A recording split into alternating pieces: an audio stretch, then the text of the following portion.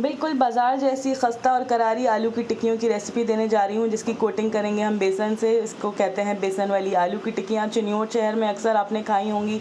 बहुत ही मज़ेदार सी रेसिपी है और आसान भी। चलें जल्दी से बनाना सीख लेते हैं। इसके लिए लिए हैं मैंने 1 किलो आलूओं को मैंने नॉर्मल पानी में उबाल लिया था और उसको थोड़ी देर ठंडा होने के बाद छिलके उतार लिए हैं और किसी थाल में निकाल के इसके छोटे छोटे टुकड़े कर रही हूँ ताकि इसकी स्टीम मज़ीद बाहर निकल जाए। इसमें मैंने इस्तेमाल किया है फ्रेश से हरे धनिया को बारीक, आधी गड्डी है तकरीबन, इसको बारीक बारीक काट कर डाला है और साथ ही 1 से 2 हरी मिर्चें टेस्ट के मुताबिक आप अपने हिसाब से डालिएगा। मैंने 1 हरी मिर्च का इस्तेमाल किया है। ये कम मिर्चों वाली मिर्च है, इसका सिर्फ टेस्ट ज़्यादा होता है, तो बारीक बारीक हरी मिर्च काट कर डाल देनी है। साथ ही इसको टेस्ट को बढ़ाने के लिए मैंने डाल रही हूँ हाफ़ टी स्पून से थोड़ा सा कम मैंने इसमें टाटरी पाउडर डाला है। अगर आप ये ना डालना चाहें तो इसकी जगह आप लेमन जूस का इस्तेमाल कर सकते हैं। 1 टेबलस्पून तकरीबन आप इसमें इसकी जगह लेमन जूस डाल देगा। वैसे टाटरी का फ्लेवर बहुत अच्छा आता है आलू की टिक्कियों में। और 1 टीस्पून इसमें मैं डाल रही हूँ लाल मिर्चों का पाउडर। जायका इसमें जाएगा। नमक 1 टीस्पून के करीब मैंने इसमें डाला है, आप जितना टेस्ट के अकॉर्डिंग डाल सकते हैं। 1 टीस्पून इसमें भुना हुआ पिसा हुआ ज़ीरे का पाउडर डाला है। 1 टीस्पून इसमें जा रही हैं मोटी मोटी कुटी हुई लाल मिर्चें।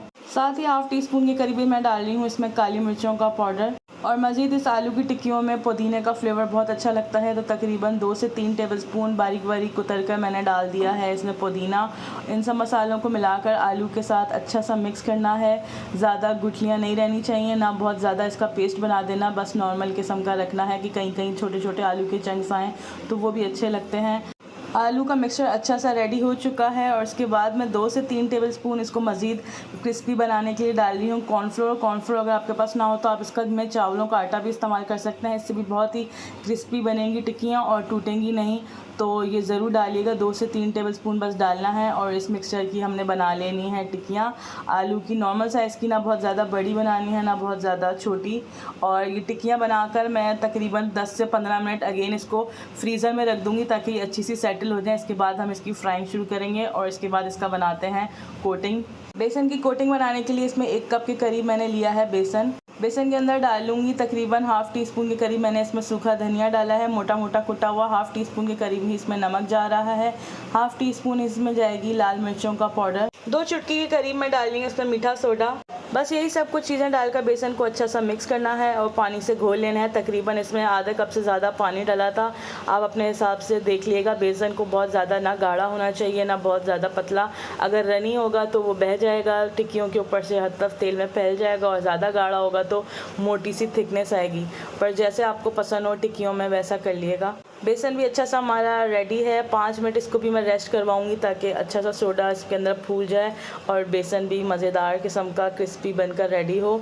और इसके बाद एक एक टिक्की जो हमने फ्रीज़र में रखी थी 10 से 15 मिनट के लिए सेट होने के लिए, एक एक को अच्छा सा डिप करके, ऑयल हमारा थोड़ा सा अच्छा गर्म होना चाहिए, ना बहुत ज़्यादा तेज़ होना चाहिए खौलता हुआ, ना बिल्कुल ठंडा होना चाहिए, इससे भी टिक्कियाँ हमारी बिल्कुल नीचे से चिपक जाएंगी। मैंने नॉन स्टिक फ्राई पैन का इस्तेमाल किया है। टिक्की को ईच साइड तकरीबन 10 मिनट लगेंगे एक तरफ फ्राई होने में। अच्छा सा इस पर ब्राउन कलर आना चाहिए, गोल्डन ब्राउन कलर होना चाहिए। तो अच्छा सा फ्लिप करके देखेंगे, किसी आप छुरी की मदद से या कांटे की मदद से चेंज साइड्स करके देख लें। ज़्यादा चमचे नहीं मारने, एक दफ़ा ही हमने इसकी साइड्स चेंज की हैं जब इसके ऊपर अच्छा सा ब्राउन कलर आना शुरू हुआ है। बार बार भी पलट कर देखने से टिक्कियाँ नीचे से टूटने लग जाती हैं। देखें कितना अच्छा क्रिस्पी ब्राउन कलर बनकर रेडी हुआ है। इसको मैं सर्व करूँगी साथ कैरी वाली हरे धनिए की चटनी मैंने बनाई थी, इसकी रेसिपी पहले भी मौजूद है, तो आप चाहें तो देखकर बना सकते हैं। और अपना फीडबैक ज़रूर दीजिएगा और जाते जाते मेरे चैनल को सब्सक्राइब और वीडियोज़ को लाइक करना ना भूलिएगा।